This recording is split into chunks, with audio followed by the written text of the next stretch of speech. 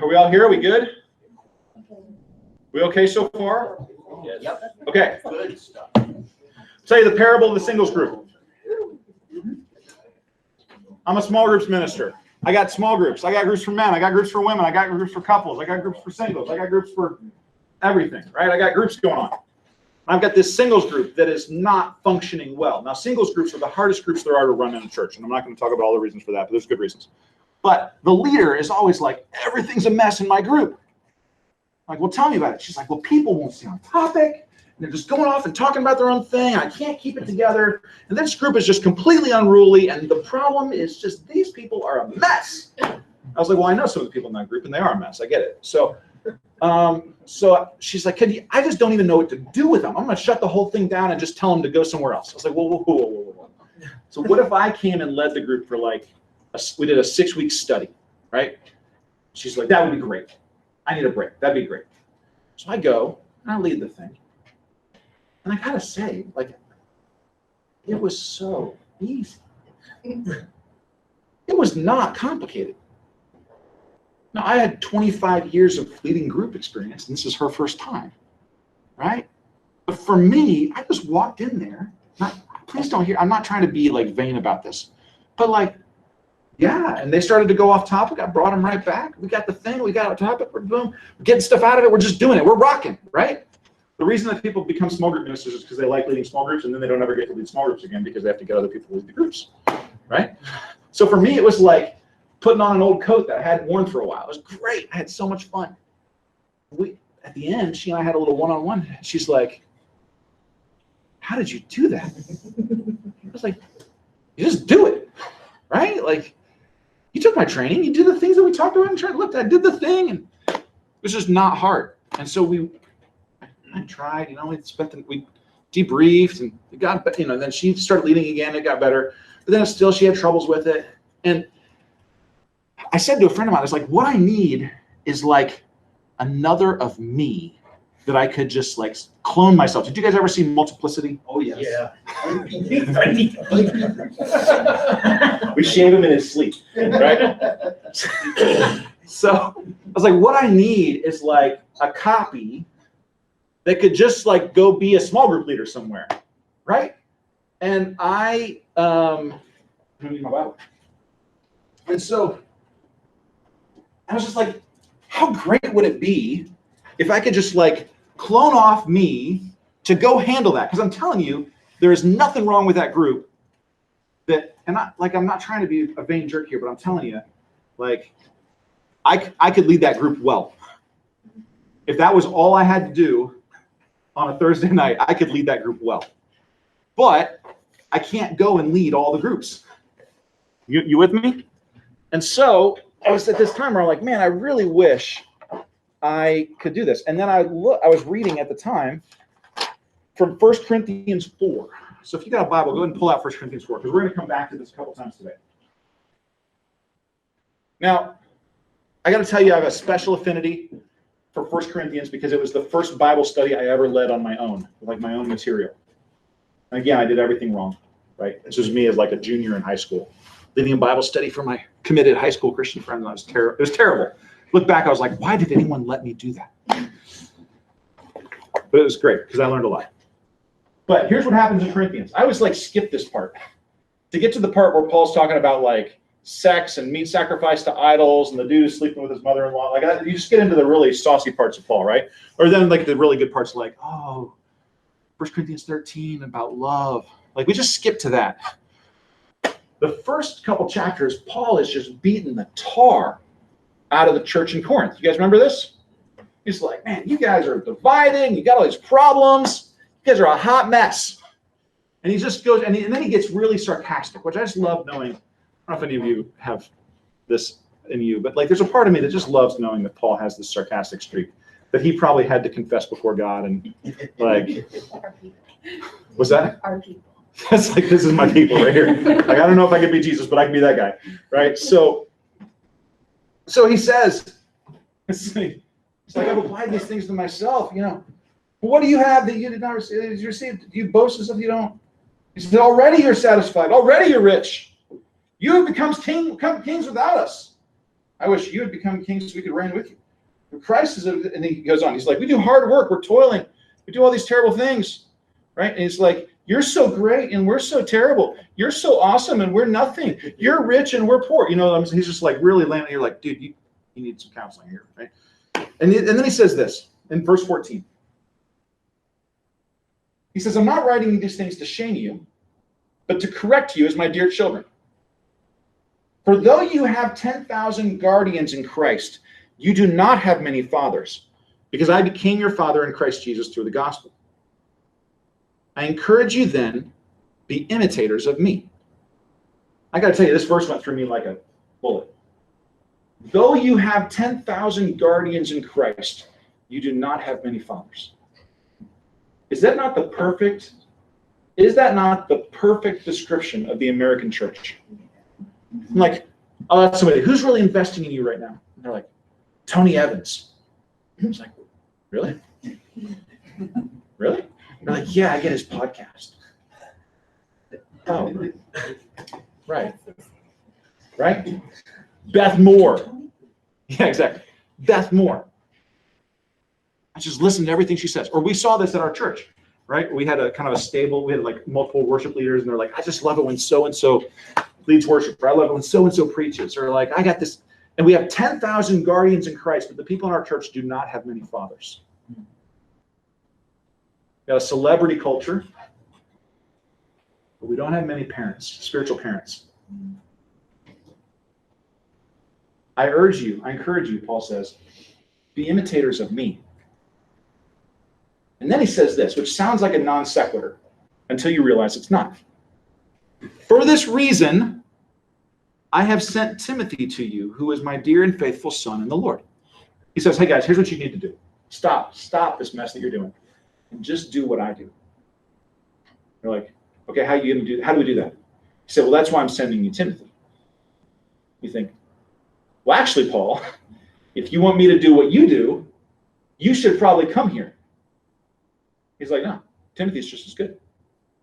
Because if you do what Timothy does, then you're doing what I do. Right? For this reason, I have sent you Timothy, my dear and faithful son in the Lord. He will remind you of my ways in Christ as I teach them everywhere in every church.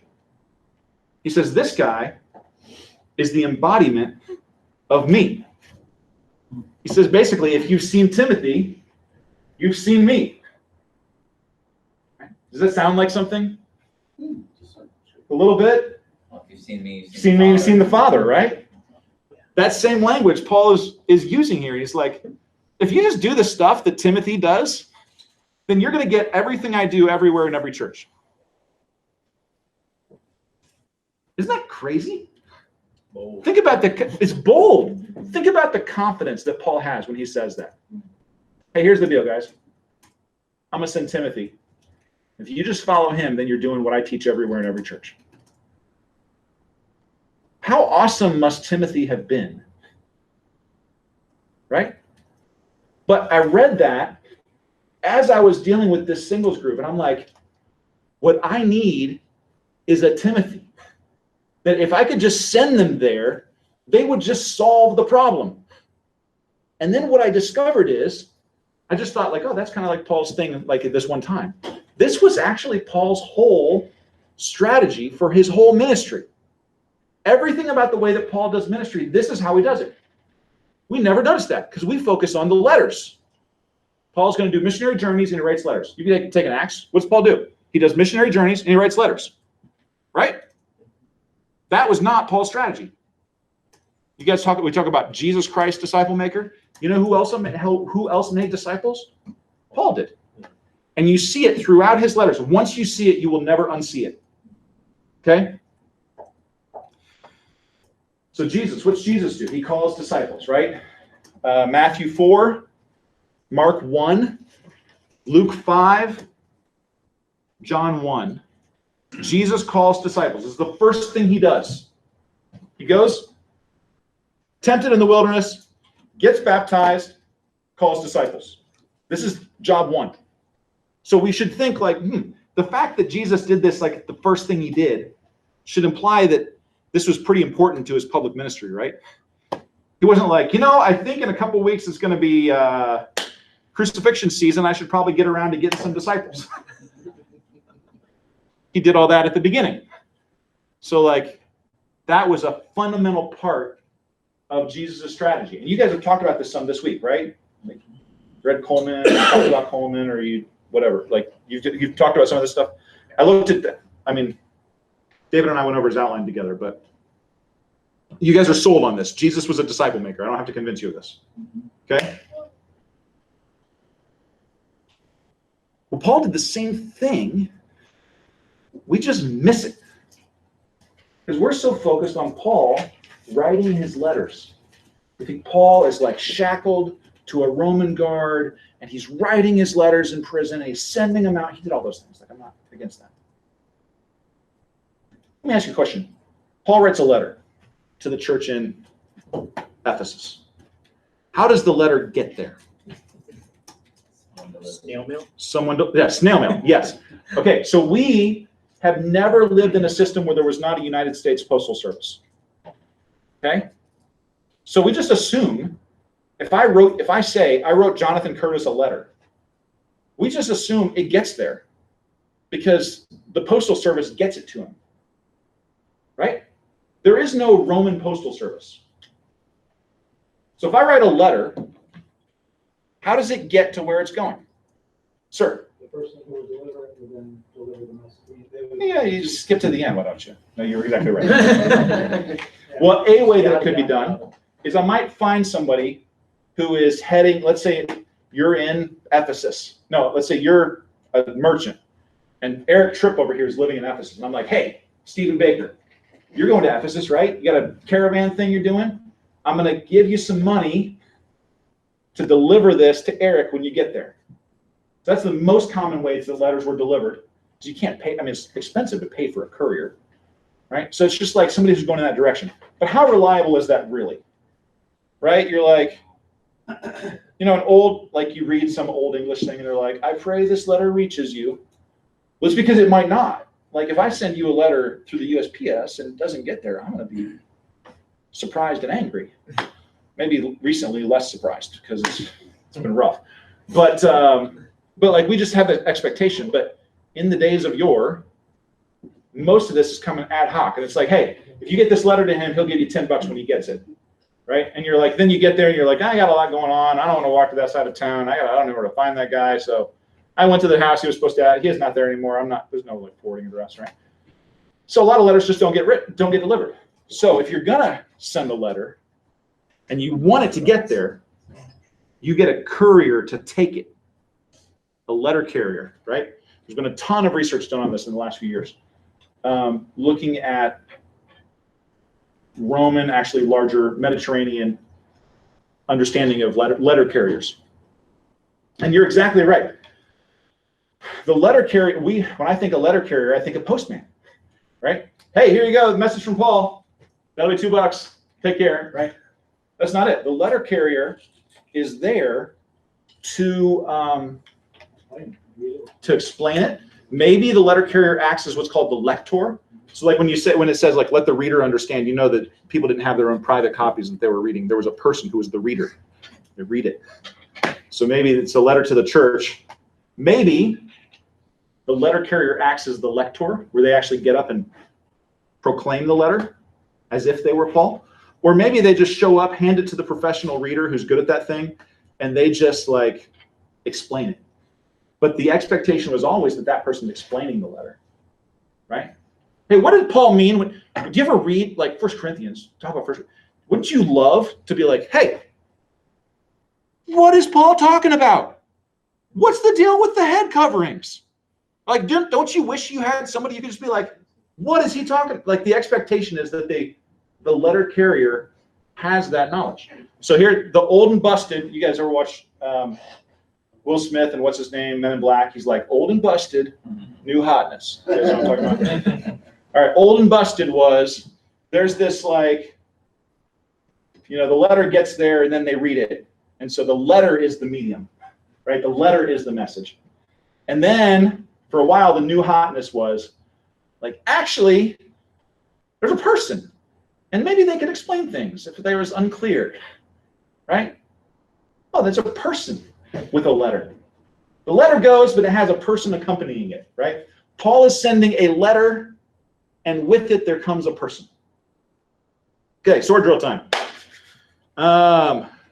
Give me a hand, somebody who can read. Okay. Daniel, look up Romans 16:1. Joyce, Ephesians 6:21. Somebody else.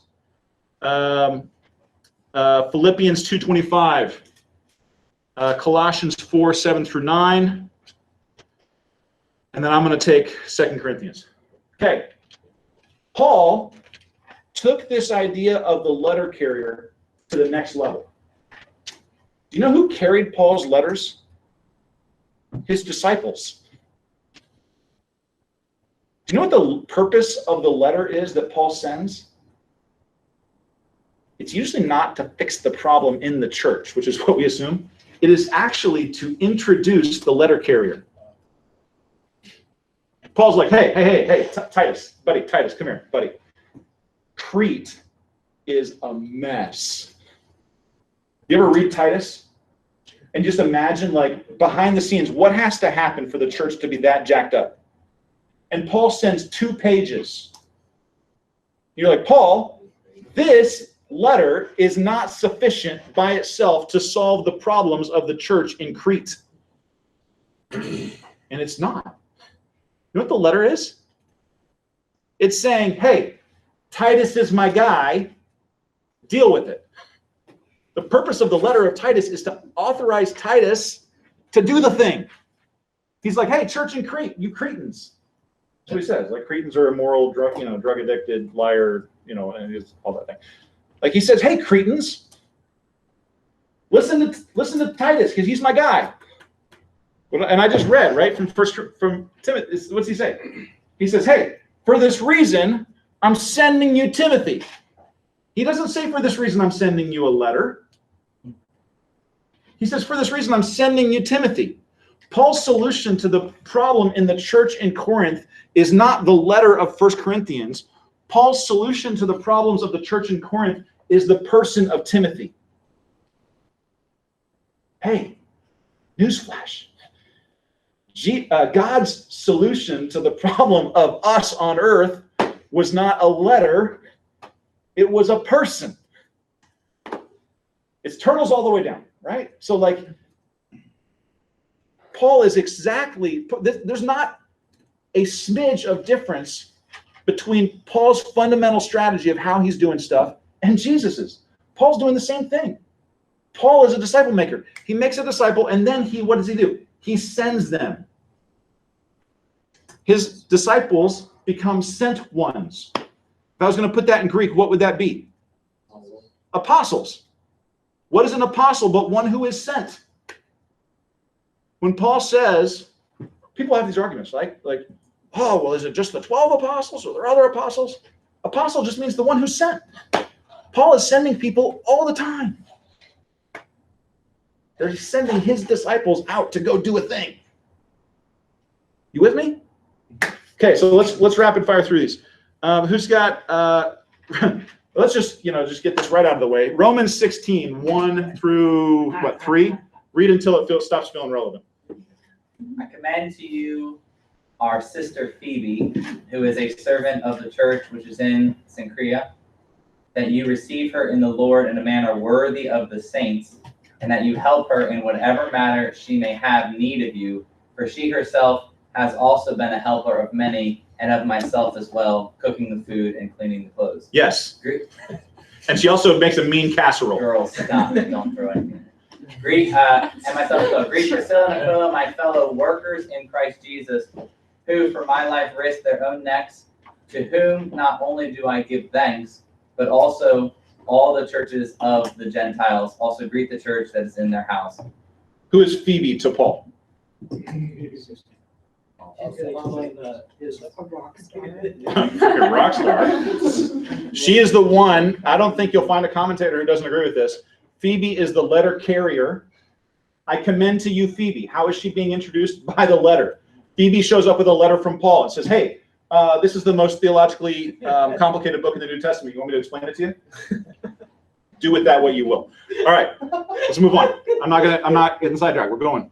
Who's next? Who's got next? 21. Yes, Ephesians 6:21. Read until it stops feeling relevant. So that you also may know how I am and what I am doing, Titus, a beloved brother and faithful minister in the Lord, will tell you everything. I have sent him to you for this very purpose, that you may know how we are and that he may encourage your hearts. Peace be to the...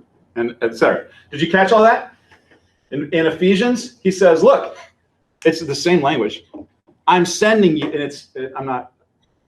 When I grew up, my family would do Bible reading every evening. We had a special rule, and that was if you didn't know how to pronounce the word, because we were all kids, we didn't know how to pronounce things, so we just say skip it. So it's like, and they came to the town of Skip It, and you just keep going, like, because my parents didn't want us like getting into the minutia of like not knowing how to pronounce things and being afraid to read scripture, so we just used skip it extensively. So then he said to skip it. So anyway, but in this case, it's Tychicus. Cool. I just make it up. I get it. You're good. What do you say about Tychicus? The same thing he said about Timothy. Did you catch it? He says, hey, I'm sending you Tychicus, who's going to tell you all this stuff. He's going to make all this stuff clear to you. Hey, Ephesian church, Tychicus is your guy. All right? What's next? Philippians. But I thought it necessary to send to you Epaphroditus, my brother and fellow worker and fellow soldier, who is also your messenger or apostle and minister to my need, because he was longing for you all and was distressed because you had heard that he was sick. For indeed he was sick to the point of death, but God had mercy on him, not only on him, but also on me, so that I would not have sorrow upon sorrow. Therefore I sent him all the more eagerly, so that when you see him again, you may rejoice, and I may be less concerned about you.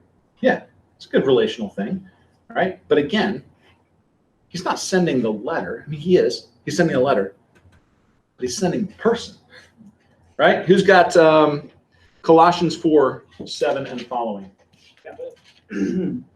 So Tychicus will tell you all the news about me. He is a dear brother, faithful minister, and fellow servant of the Lord. I'm sending him to you for the express purposes that you may know about our circumstances and that he may encourage your hearts.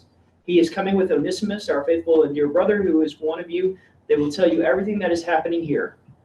My fellow prisoners, Aristarchus, send you his greetings, as does Mark, the cousin of Barnabas. Yep. So these are people that are, he's like, hey, these people are with me and they say hi, but I'm sending you this person. I'm sending you Onesimus. You guys recognize the name Onesimus? Mm-hmm. Onesimus acts as his own letter carrier in Philemon, right? And he's just like, hey, I'm here and I got a letter. Hey, this is to you from Paul, right? Yeah. All right. And I said I was going to read. I said I was going to read 2 Corinthians, and I didn't pull it out. Here's what he says about Titus. You guys, are you picking up what I'm laying down here? Okay.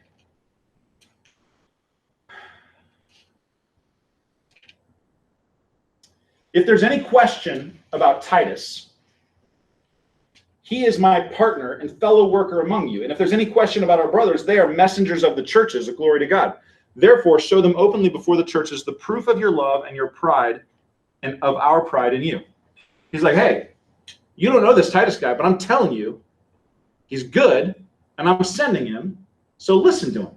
And you better make me look good when I say that you're a church that I led, right? Like, it's a little bit of a guilt trip there.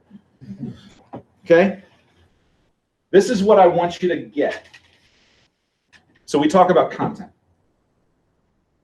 The New Testament letters are content. Now, don't mishear me. There's nothing that I'm saying that is denying the authority of Scripture, the inspiration of Scripture. I believe all of that, okay? But when Paul wrote the letter to the church in Corinth, in my mind, I could be wrong about this. This is a matter of opinion, not of essentials. But I don't think that he was like, 2,000 years ago, people are going to call this 2 Corinthians. Like, he didn't write it to go in. Yeah, I'm a big fan of 2 Corinthians. He didn't write it to go into the Scripture. He didn't write it to go into the thing called the New Testament. They didn't have books like that. Codices don't get invented for a while. He didn't. It's like, oh, this is going to go between First Corinthians. It's not that. He's writing it to a specific person for a specific purpose, right? Yeah. And it is inspired by God, yes, but it's also written by Paul. And Paul wrote Corinthians for a specific purpose, but that purpose would not have been successful without the person that he was sending. And so when we read the New Testament, it's not just a series of letters, and it's like, oh, this kind of like Bible, like this Bible trivia thing, like this Bible thing of like, hey, who was the writer of, why does Paul say, or I've written in such big hand, or like, who was the writer of this thing? Like, who is Paul's scribe? Amanuensis. Or who was the letter carrier? It's not like this trivia thing. It's like fundamental to Paul's interaction with the church in Ephesus is that he is sending his person that he vouches for, that he has invested in, to that church.